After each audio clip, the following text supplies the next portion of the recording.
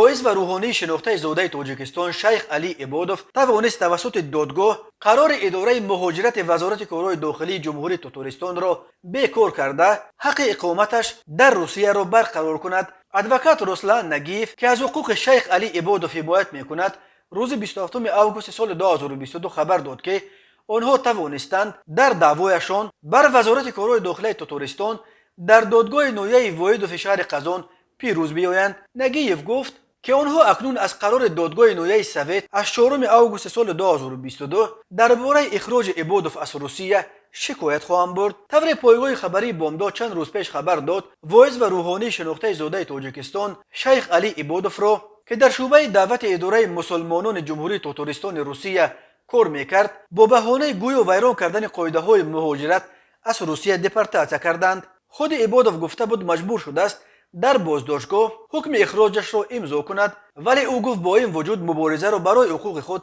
دوام خواهد داد.